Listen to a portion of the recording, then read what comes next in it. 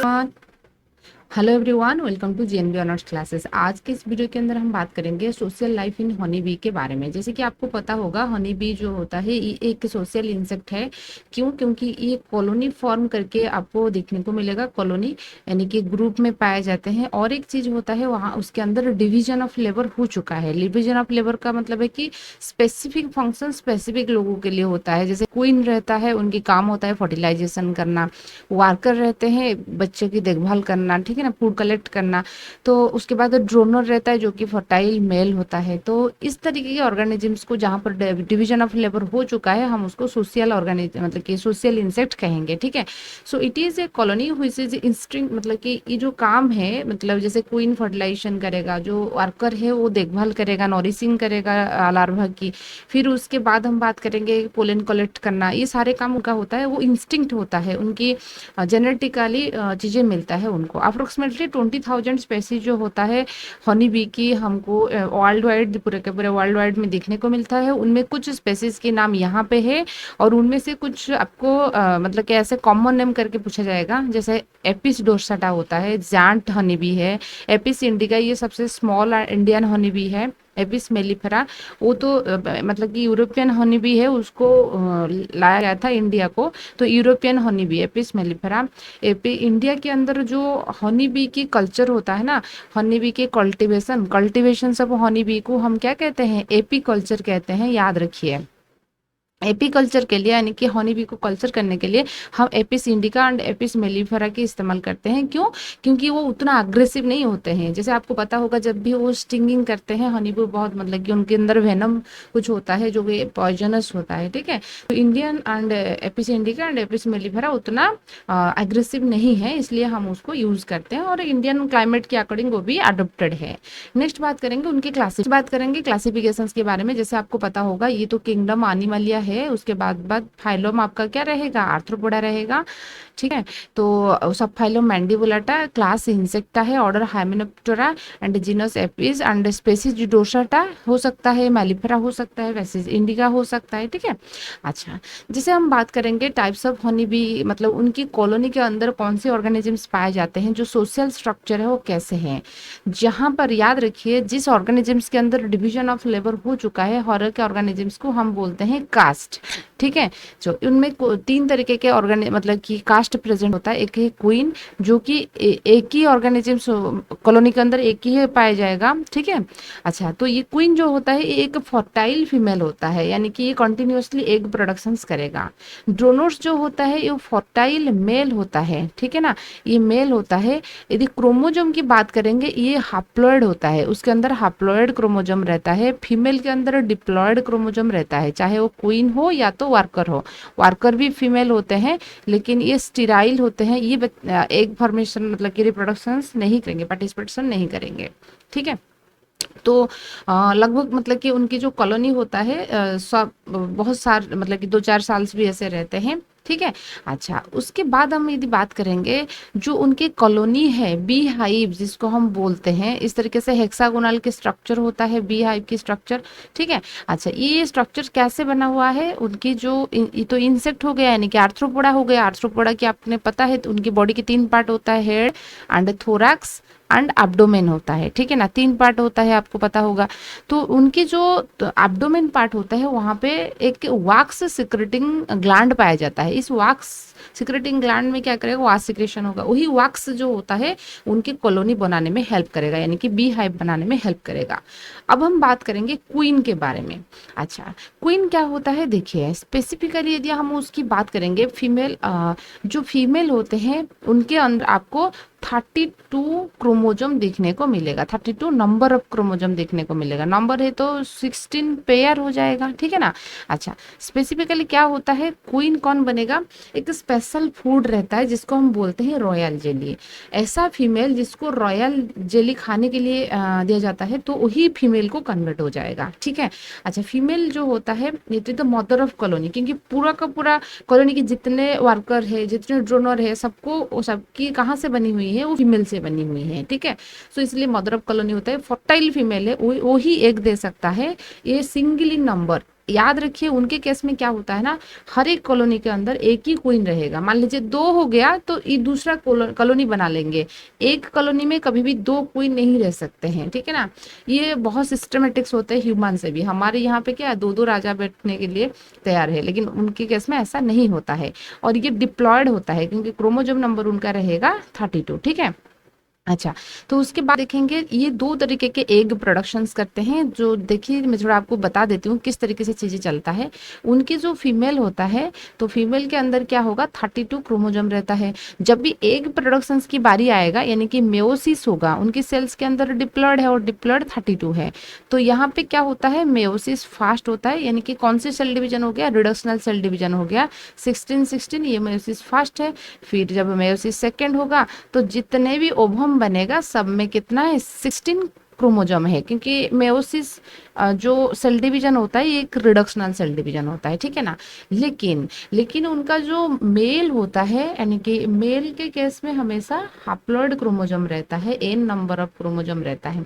तो इसलिए जब भी स्पर्म प्रोडक्शन की बात आता है वहां पे होता है माइटोसिस। याद रखिए माइटोसिस होता है। आपको कभी मान लीजिए ऐसा क्वेश्चन आएगा एमसीक्यू के अंदर, क्या माइटोसिस सिर्फ सिर्फ सोमेटिक सेल्स में पाया जाता है, जर्मिनल सेल्स में नहीं है? यस, जर्मिनल सेल्स में होता है। जो हॉनी बी होता है, हॉनी बी की स्पर्म बनने के टाइम पे क्या होता है, माइटोसिस होता है। तो 16-16 इस तरीके से रहेगा।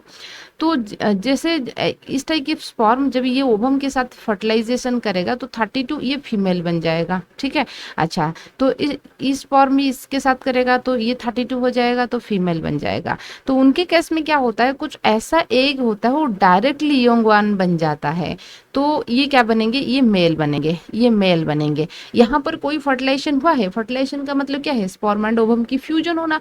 यहाँ पर तो स्पर्म ओवम मतलब कि स्पर्म तो के साथ तो फ्यूजन नहीं हुआ है, डायरेक्टली योंगवान बन रहा है, ठीक है ना।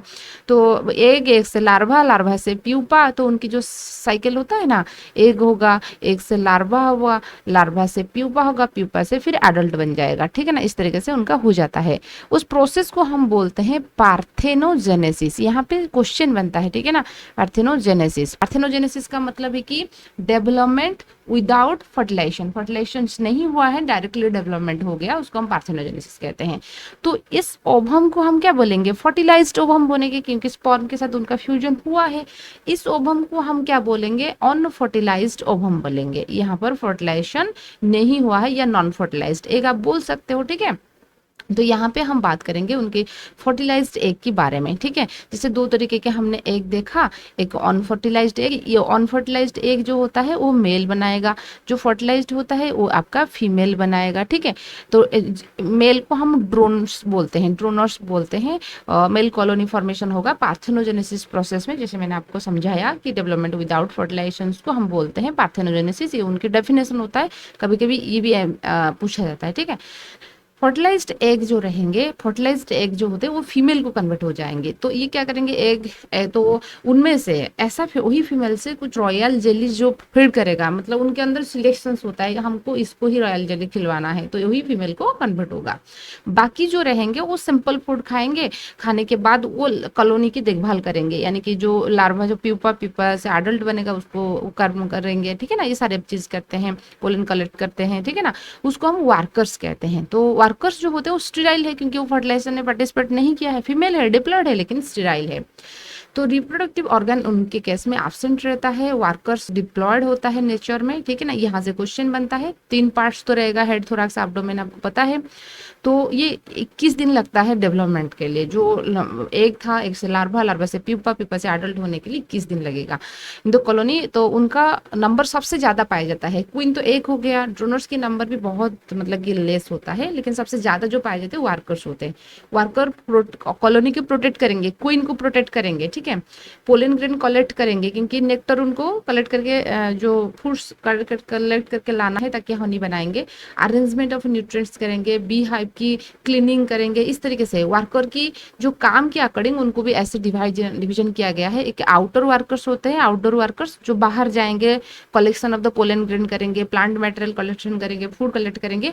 और कुछ इंडोर वर्कर होते हैं जो कि कॉलोनी के अंदर रहेंगे। जो कॉलोनी के अंदर रहेंगे वो नर्सरी करेंगे, यानी कि जो नॉरिशमेंट प्रोवाइड करेंगे। जो क्वीन क्या करता है, हर दिन कुछ ना कुछ एग प्रोड्यूस करता है, ठीक है ना। तो उसको क्या करेंगे, नॉरिशिंग करेंगे and formation of bee hive formation करने में हेल्प करेंगे। क्लीनर्स होते हैं जो कि क्लीनिंग करेंगे, क्योंकि उनके सलाइवा से तो वही बनता है इसलिए। फिर होता है ड्रोन्स। ड्रोन्स क्या होता है ना, वही आपके हैप्लॉइड मेल होगा, ये फर्टाइल इन नेचर होते हैं। उनको मतलब कि फॉर्मेशन होने के लिए 24 डे लगता है। वो पार्थेनोजेनेसिस प्रोसेस में फॉर्मेशन होते हैं। वैक्स एंड स्टिंगिंग ग्लैंड जो होता है उनके केस में एब्सेंट होता है। उनकी लाइफ साइकिल्स की बात करेंगे, ठीक है। अच्छा, तो देखिए उनका बहुत मतलब कि अच्छा चीज है, थोड़ा यहाँ पे ध्यान दीजिए जेनेटिक्स कैसे रोल प्ले करता है, ये बहुत इंटरेस्टिंग है। देखिए क्या होता है, क्वीन है, ठीक है ना, क्वीन है। क्वीन हमेशा इस तरीके से क्या होता है, रहता है कॉलोनी के अंदर।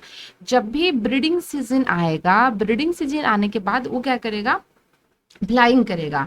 फ्लाइंग करते करते बहुत दूर तक चला जाएगा, मतलब कि हायर फ्लाइट।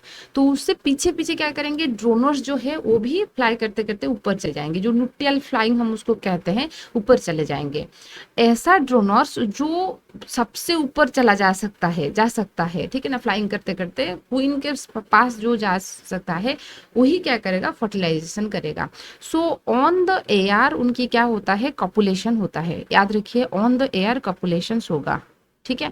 अच्छा, तो होता क्या है, हमेशा याद रखिए, फीमेल के अंदर एक ऑर्गन पाया जाता है जिसको हम बोलते हैं स्पर्माथेका। क्योंकि ये इंसेक्ट होता है ना, स्पर्माथेका होता है, यानी कि ऐसा पाउच जैसे स्ट्रक्चर होता है जिसके अंदर स्पर्म स्टोर होके मतलब कि रह पाएगा, ठीक है। अच्छा, तो क्या होगा, जब भी ऑन द एयर कॉपुलेशन हो रहा है तो उतने स्पीड में ड्रोनर क्या कर रहा था, फ्लाइंग कर रहा था।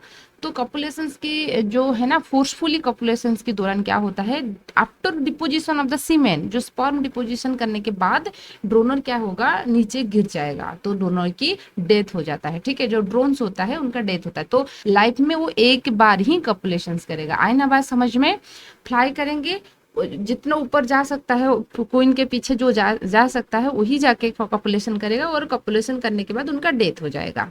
ऐसा क्यों, क्योंकि देखिए ज्यादातर कॉलोनी की क्या होते हैं, वर्कर होते हैं, और वर्कर्स जो होते हैं उनको दूर दूर तक फ्लाई करके फिर खाना ढूंढना है, ठीक है ना, कॉलोनी को प्रोटेक्ट करना है, सारे काम वही होता है। क्वीन चाहता है कि ऐसा ड्रोन के साथ फर्टिलाइजेशन कॉपुलेशन हो जो जिसकी मतलब हाई क्वालिटी रहता है, कि वो फ्लाई कर सकता है, वही जीन उनके बच्चे के पास आएगा ताकि वो अच्छे से फ्लाई कर पाएगा। समझ रहे हो ना, इसलिए वो बहुत दूर दूर तक उठ जाता है, ठीक है।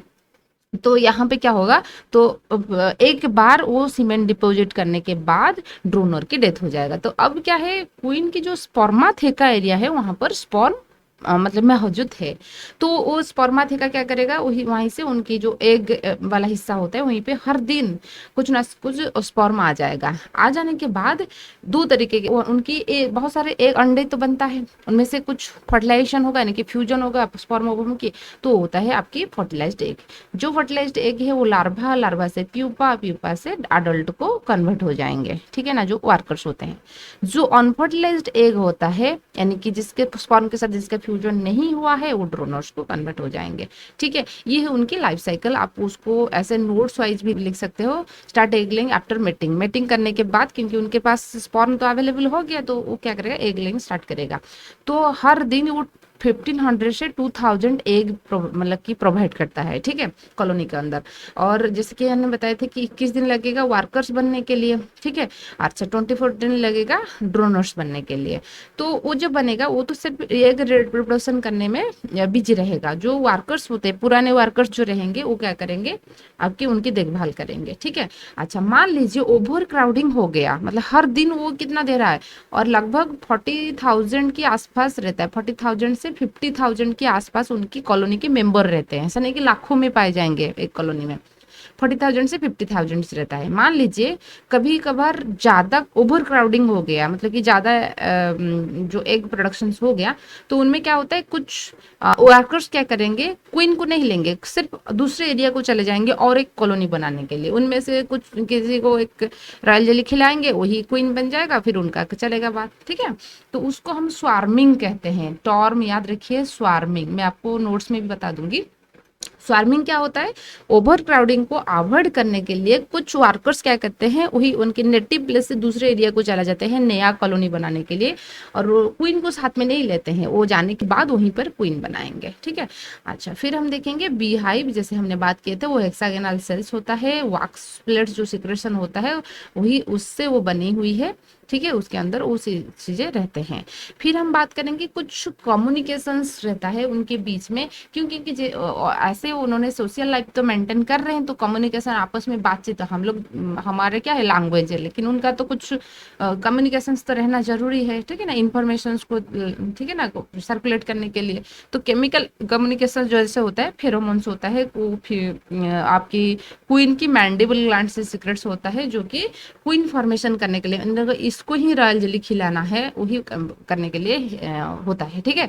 फिर हम देखेंगे उनकी एक जो डांसिंग पैटर्न होता है, क्या है, फूड कहाँ पे है, कितने दूर पे है।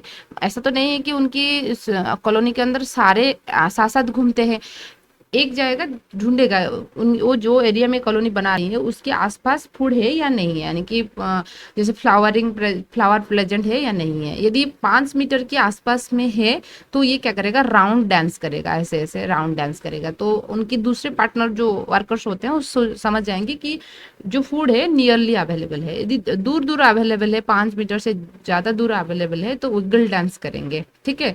तो उगल डांस कुछ ऐसे होता है, उगल डांस करेंगे। ठीक है। अच्छा, इकोनॉमिक इंपोर्टेंस की बात करेंगे, हनी बी की इकोनॉमिक इंपोर्टेंस क्या होता है, बहुत है।